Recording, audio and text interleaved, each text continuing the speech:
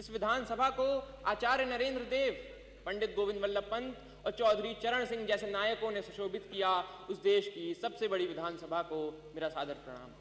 मेरा नाम अर्जुन है, कक्षा 12वीं का छात्र हूँ। संविधान के 75 वर्षों की यात्रा पर बोलने हेतु तीर्थों के तीर्थराज प्रयाग से आपके समक्ष उपस्थित हूँ। यूनिवर्सिटी ऑफ शिकागो के प्रोफेसर टॉम गिन्सबर्ग ने 1789 के बाद लिखे गए 190 संविधानों का अध्ययन किया और पाया कि इन संविधानों का औसत जीवन मात्र 17 वर्ष है। परंतु भारत का संविधान भारत के उत्कृष्ट मानवीय उपादानों का प्रतिनिधित्व करते हुए 75 वर्षों बाद भी आज दृढ़ता के साथ विद्यमान है। यह इसलिए भी क्योंकि भारत का संविधान मात्र 2 वर्ष 11 महीनों के विमर्श से तैयार हुआ एक दस्तावेज नहीं, अपितु 200 वर्षों की सतत साधना से परिणित नवनीत है। यह यात्रा एक राष्ट्र के रूप में हमारी आत्मा का, हमारी सामूहिकता का उत्सव है। प्रसिद्ध जर्मन दार्शनिक इमैनुअल कांट ने अपनी पुस्तक क्रिटिक ऑफ प्रैक्टिकल रीजन में लिखा था कि constitution to be just must achieve the highest level of possible freedom for human individuals. Kant की इसी वैचारिकता को अपनी समस्त समग्रता में समेटने का काम संविधान ने किया और एक समावेशी लोकतंत्र संजोया।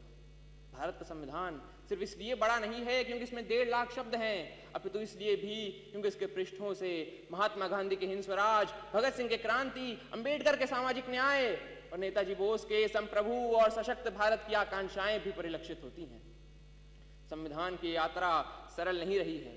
अगर इसने 24 अप्रैल 1973 को केशवानंद भारती निर्णय के रूप में रक्षा का प्रयास देखा तो 1975 में आपातकाल के रूप में प्रहार भी देखा।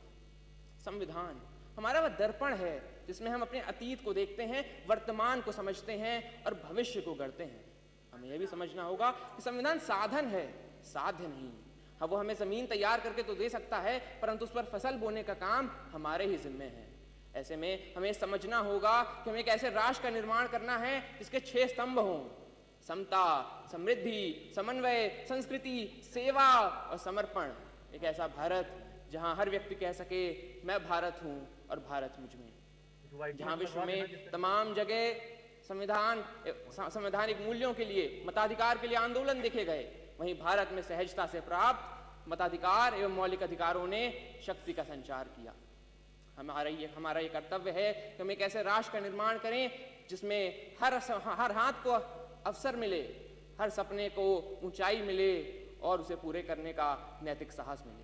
अंत में इतना ही कि हमने तहरीर की है कागजों पर सदियों की बातें, हमने तहरीर की है कागजों पर सदियों की बातें। संविधान यूं ही नहीं, हर लफ्ज में एक कौम की सांसें। धन्यवाद।